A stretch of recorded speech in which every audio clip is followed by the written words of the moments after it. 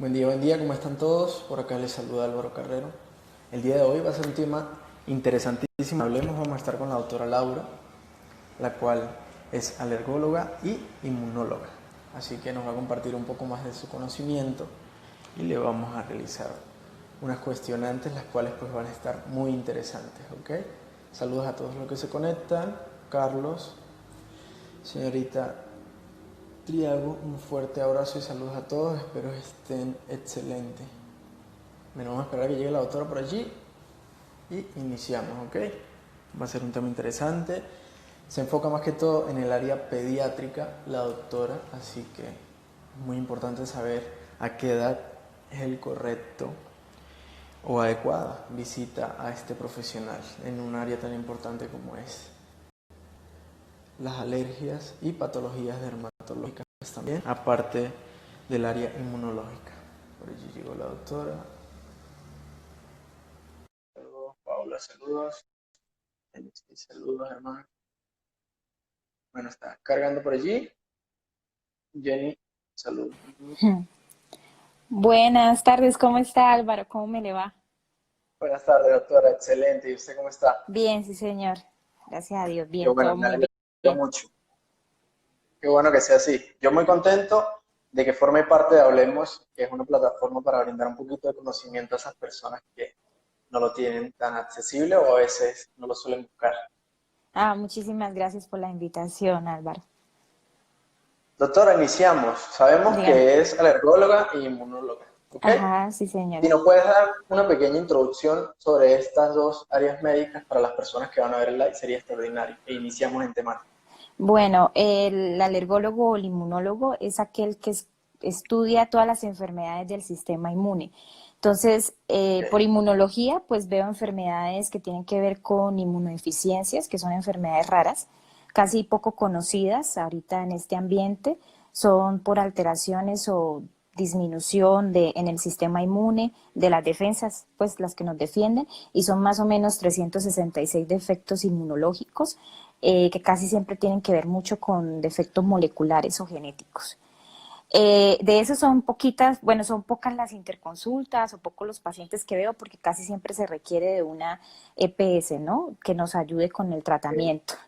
Y esto en alergias, pues vemos ya no tanto defecto de que no hayan o que no haya, perdón, alguna defensa en el sistema inmune, sino más bien que no estén funcionando adecuadamente. Entonces, casi siempre que vayan contra nuestro organismo, como las alergias, que son las defensas que van contra las alergias, y son, por ejemplo, enfermedades como rinitis alérgica, dermatitis atópica, urticaria, también enfermedades como asma, que es muy frecuente, y Y enfermedades cuente. como alergia alimentaria. O sea, eso sí ya no son otro tipo de enfermedades y esas sí son un poquito más fáciles de ver, ya sea por ámbito a particular, por ámbito privado, pues, o por una EPS. Esas son Vale, como las excelente. Bueno, enfermedades la que... doctora en este caso, cuando menciona lo de EPS para las personas que están en otros países, pues se podría decir que es una clínica o un ente privado también. ¿Ok? Ajá. Iniciamos, doctora. ¿Qué hacer para saber si mi hijo padece alguna alergia? O Bueno, sea, esta pregunta es muy importante porque resulta de que tal vez comenzamos a ser padres, comenzamos a ser madres en este caso, bueno, en general, y no sabemos si nuestro hijo tiene alguna patología en el ámbito de alergia. ¿Cómo existe algún estudio o cómo podemos prevenir o saber antes de que llegue alguna patología? bueno, aquí lo más importante es la clínica, ¿no? Eso es súper importante, saber qué síntomas presenta el paciente. Hay pacientes que desde pequeñitos empiezan con síntomas en la piel o síntomas gastrointestinales desde que consumen la leche materna, ¿no? Eso es súper importante. Síntomas que presenta el niño, pues gastrointestinales, a veces diarrea, pujo, cólico, y que definitivamente a pesar de que ya ha sido visto por el pediatra y se ha hecho los adecuados manejos, el paciente no mejore, pensando en que fuera una alergia a alimentos, porque es que son muchísimas cosas, ¿sí? O sea, decir solamente una cosa que me diga que es alérgico a un paciente es muy difícil. Otra cosa son los factores de riesgo, Por ejemplo, el hecho de que los papitos pues sean personas que sean alérgicas o que hayan tenido alergia, como por ejemplo un papá que tenga dermatitis atópica o que tuvo dermatitis atópica a temprana edad, un papá que haya tenido asma también a temprana edad, un papá que sea rinítico, le da al niño más o menos un 50% de probabilidad de ser un niño alérgico a cada uno de sus hijos. Y si son dos personas, o sea, las dos personas, o sea, papi y mami, los que sean alérgicos, o sea, que los dos hayan tenido enfermedades alérgicas, ese porcentaje sube casi a un 80%. Entonces, el hecho de que los papitos sean personas con enfermedades alérgicas aumenta la probabilidad de ser alérgico. Pero esto no quiere decir, y eso sí quiero dejarlo muy claro, que todos los niños de una persona alérgica vaya a ser alérgico obligado. Eso sí no va a suceder, o sea, eso es un porcentaje como tal.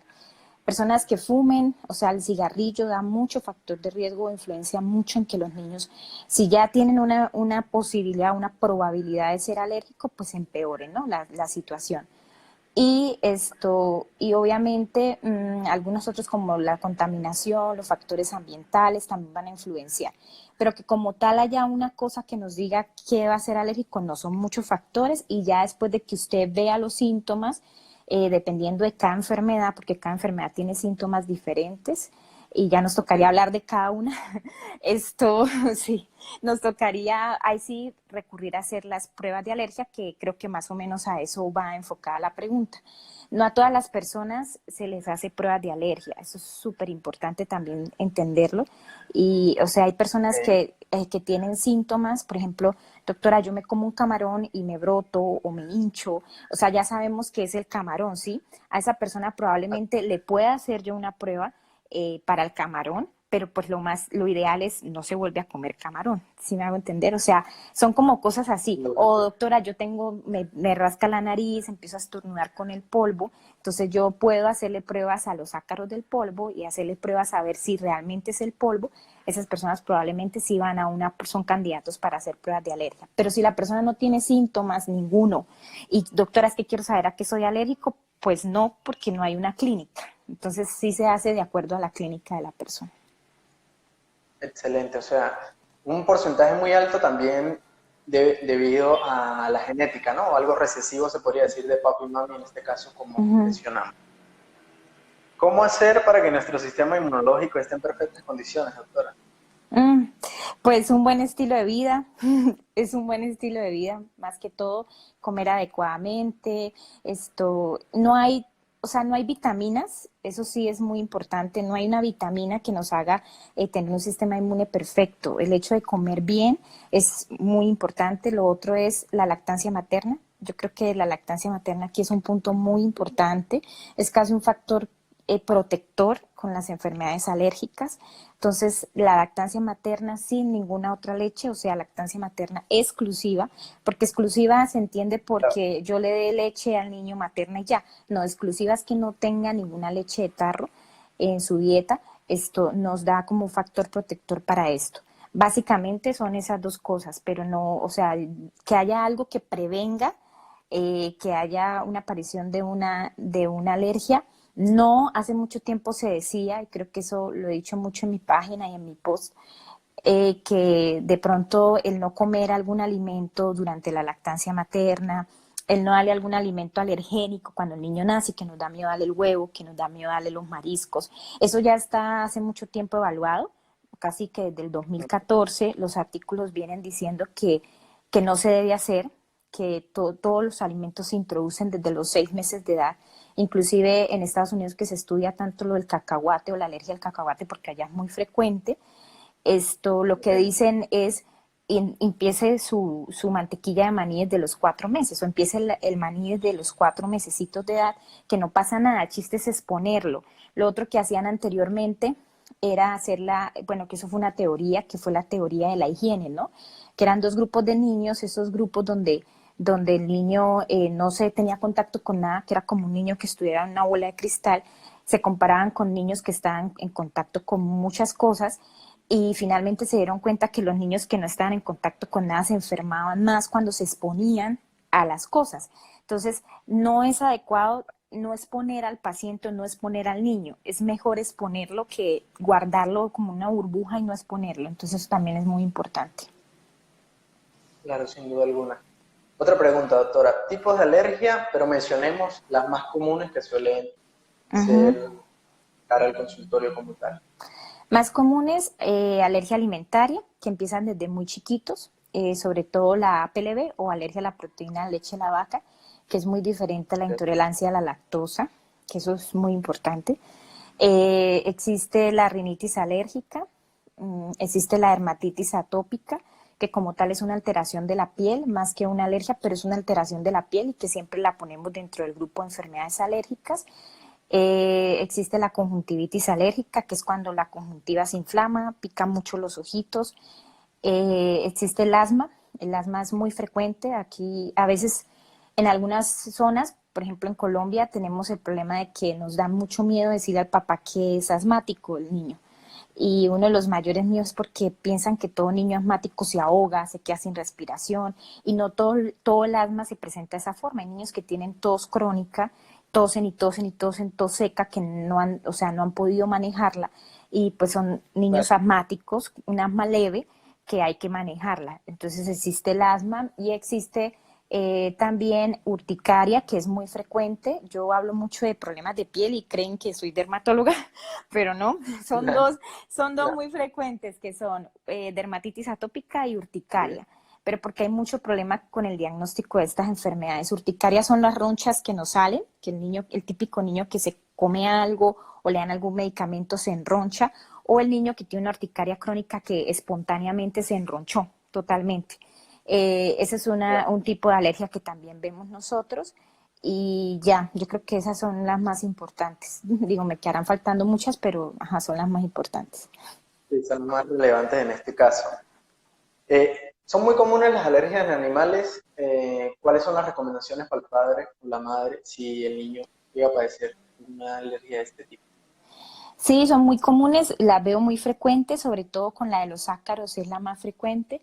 Nosotros estamos en un país, bueno, acá en el trópico, no hay casi alergia a los pólenes, que es frecuente en Europa.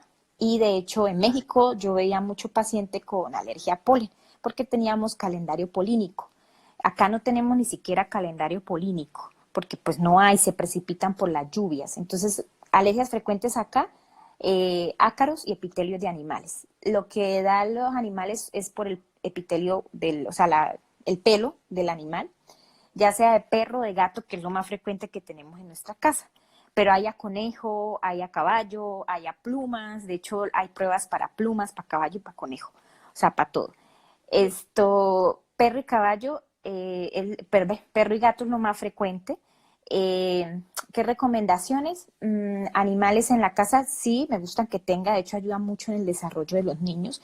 Yo nunca se los quito, si ya lo tienen, o sea, yo se los permito tener.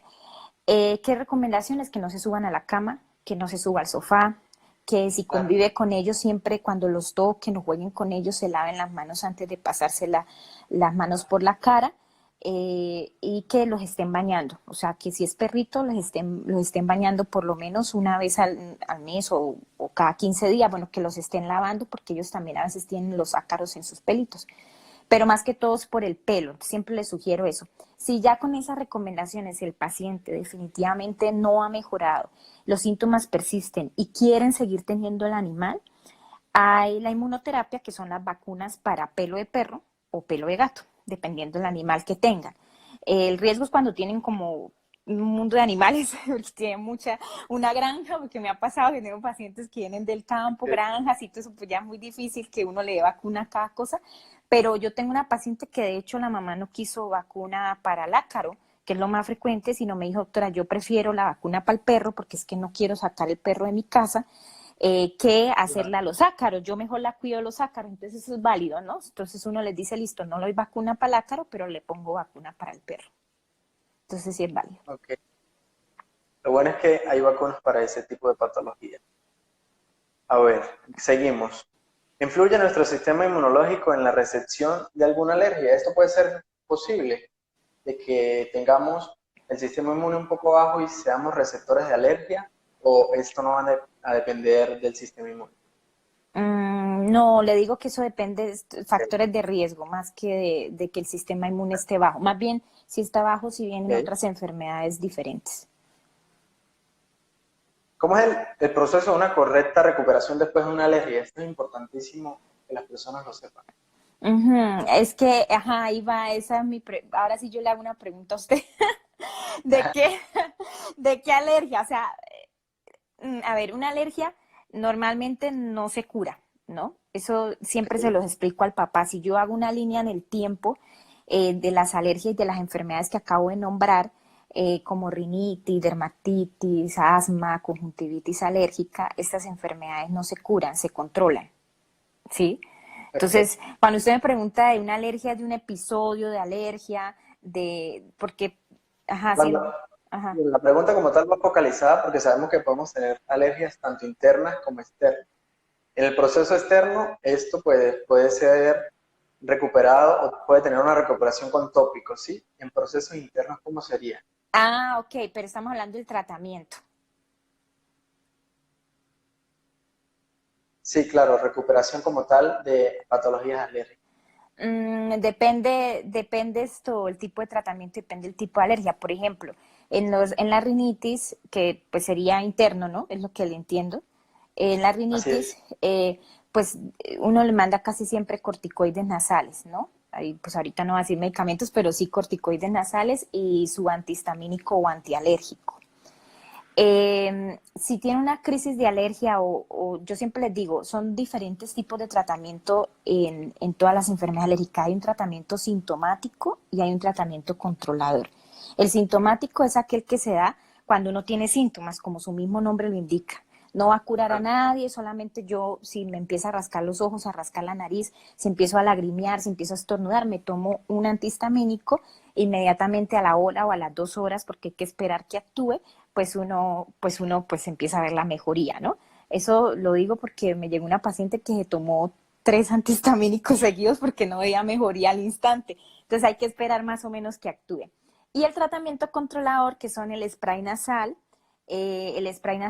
que normalmente uno lo usa por temporadas largas. Usted le ve el tiempo de acción más o menos a las 8 horas, o sea, a las 8 horas que uno empieza a ver mejoría, Ah, pero el pico más alto es a las 3 semanas. O sea, eso quiere decir que no es como que yo me lo eche solo cuando me siento mal. Entonces me lo eché y luego ya me lo dejé echar 2 noches y luego otra vez me lo echo porque no sirve de nada.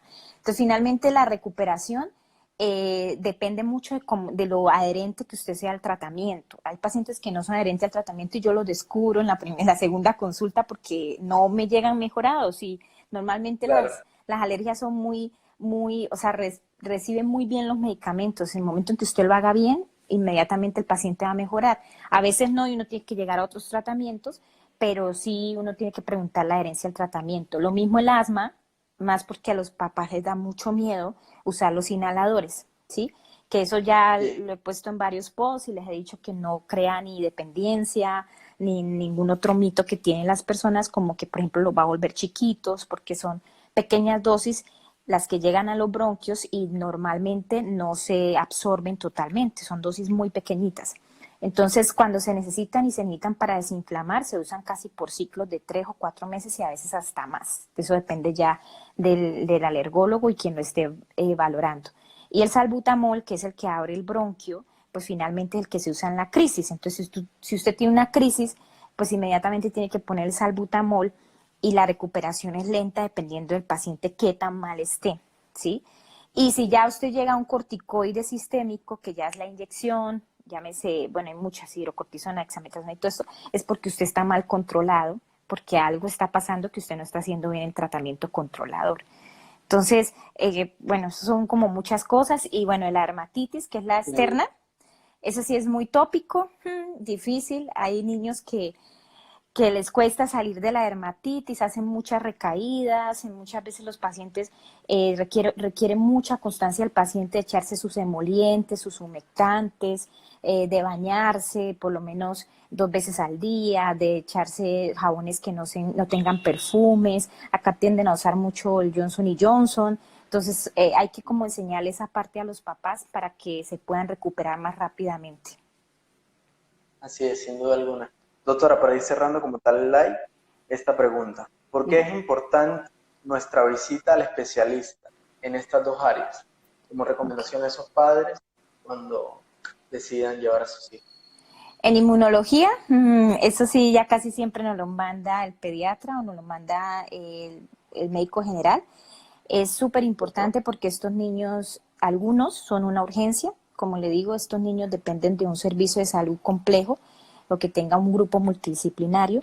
Son niños que casi siempre están graves, no todos, pero la mayoría están graves y estos son niños que están hospitalizados o en UCI pediátrica y sí son una urgencia porque algunos, la mayoría, no todos, requieren trasplante médula ósea. Pero eso ya es otro cuento. Y en cuanto a alergias, sí, que es otras enfermedades. Y en cuanto a las enfermedades alérgicas, también pues porque entre más oportuna uno tenga al paciente o le haga el diagnóstico al paciente, más posibilidades de un buen tratamiento y de poder hacerle el tratamiento o cambiar la evolución de la enfermedad con la inmunoterapia. Eso quiere decir que si un paciente tiene una dermatitis atópica, que es con lo que casi siempre inician, o alergia alimentaria, que también es con lo que casi siempre inician, uno puede llevar un control por lo menos cada 3 o 4 meses de esto y estarlo valorando y viendo que si aparece algún otro síntoma como rinitis o como asma.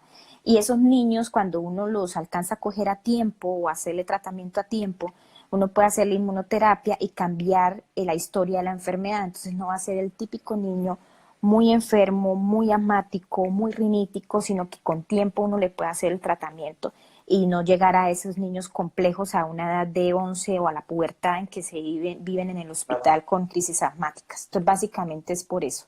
O sea, hacer un seguimiento. Porque si bien no se curan, se puede encontrar. Yo siempre digo a los papás, los niños no tienen por qué estar ahogados, no tienen por qué estar haciendo crisis, no tienen por qué tenerle miedo al asma, porque realmente con un buen tratamiento les va muy bien. Lo mismo la rinitis. Pero es para eso, para poder prever todas esas cosas. Así es, sin duda alguna. Creo que fueron unos minutos de amplio conocimiento, doctora. Muchísimas gracias por Ok. estar en Hablemos. Esperemos no sea la última vez. Gracias Señor, no, nuevamente. muchas Un gracias fuerte a usted abrazo. por la invitación, lo mismo. Hasta luego. Chao.